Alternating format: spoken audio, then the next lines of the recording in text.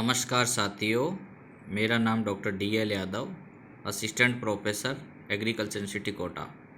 आज हम बात करेंगे ट्राइकोडर्मा को कैसे प्रयोग करें और ट्राइकोडर्मा को किसान इजीली आसानी से अपने फार्म पे कैसे प्रयोग कर सकते हैं। तो ये जो फ़ोटो दिखाई गई है ये ट्राइकोडर्मा का कल्चर है। इसमें जैसा कि आप देख रहे हैं ग्रीन कलर का इसमें माइसीलियल मैट स्पोर्स ये देख सकते हैं। अगर माइक्रोस्कोपी में ट्राइकोडर्मा को देखेंगे तो ये जो बाजू में ये छोटे छोटे पानी की बूंद जैसे दिख रहे हैं स्पोर्स, ये ट्राइकोडर्मा के स्पोर हैं और ये ग्लास में कल्चर हैं। तो सबसे पहले तो हमें ये पता होना चाहिए कि ट्राइकोडर्मा एक्चुअल दिखता कैसा है। तो ये आप आराम से इसमें देख सकते हैं। जैसा कि हम सब जानते हैं कि ट्राइकोडर्मा जो है भूमिजन्य और बीजजन्य बीमारियों के प्रबंधन के लिए प्रयोग किया जाता है। इस पिक्चर में जो आपको बीमारियां दिख रही हैं जैसे कॉलर रोट है, चारकोल रोट है, स्टेम रोट है, विल्ट है, डैम्पिंग ओफ है, तो ये सारी की सारी बीमारियां हैं। चाहे चना हो, चाहे अपना सोयाबीन हो, चाहे लेंटिन मसूर हो और चाहे टमाटर हो, सीडलिंग कोई भी नर्सरी की हो, इन सभी में ये जो भूमिजन्य और बीजजन्य रोग हैं उनके प्रबंधन के लिए हम प्रयोग करते हैं। अगर हम लेबोरेटरी के अंदर रिसर्च की बात करेंगे तो इस प्रकार से ट्राइकोडर्मा को, जैसा कि इस पिक्चर में दिखाया गया है, स्कर्शम रोल साइज जो कोलर रोट होता है, तो इसके अगेंस्ट में एंटागोनिज्म में कैसे ये ट्राइकोडर्मा इसको इनहिबिट कर रहा है, इसको मार रहा है, ये इस पिक्चर में आप आराम से देख रहे हैं।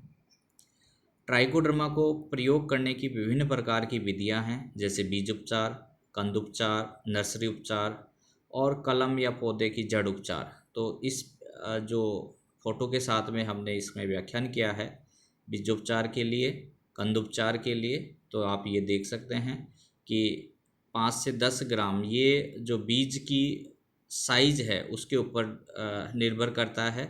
अगर बीज की साइज जैसे चना है तो 10 ग्राम प्रति किलो बीज के हिसाब से ले सकते हैं। ध्यान रखने वाली बात यह है कि जब हम बीज को उपचारित करते हैं तो ट्राइकोडर्मा को थोड़ा सा 10 ml पर किलो पानी के हिसाब से इसमें घोल बनाकर एक सैलरी टाइप से बना के और उसकी कोटिंग कर सकते हैं। अगर नर्सरी लगानी हो तो इसका एक सैलरी का घोल बनाकर, जैसे बाजू की फ़ोटो में, उसको सीडलिंग को डीप कर सकते हैं। इस प्रकार हम इसका प्रयोग कर सकते हैं। सबसे आसान है कि गोबर की खाद में ट्राइकोडर्मा को कैसे तैयार करें। तो सबसे पहले तो हम जो गोबर की खाद है वो, जैसा कि हम जानते हैं, वर्मी कंपोस्ट, जैसा आप सभी किसान भाइयों ने देखा होगा वर्मी कंपोस्ट, तो वर्मी कंपोस्ट जैसा गोबर की खाद होना चाहिए। और ट्राइकोडर्मा जो है उसमें हम मिक्स करते समय काफ़ी बातों का ध्यान रखना चाहिए, जैसे कि नमी होना चाहिए। नमी के साथ ही जो गोबर की खाद है या वर्मी कंपोस्ट है बहुत ही अच्छी, एक जैसे वर्मी कंपोस्ट है अपन यूँ कहें कि बहुत ही बारीकी वाला होना चाहिए, पुराना खाद होना चाहिए। कई बार किसान भाई क्वेश्चन करते हैं कि सर ताज़ा खाद ले सकते हैं क्या, तो ताज़ा खाद हमें प्रयोग नहीं करना है। तो इस प्रकार हम 100 किलो, ये हमारा आवश्यकता अनुसार हम इसमें प्रयोग कर सकते हैं।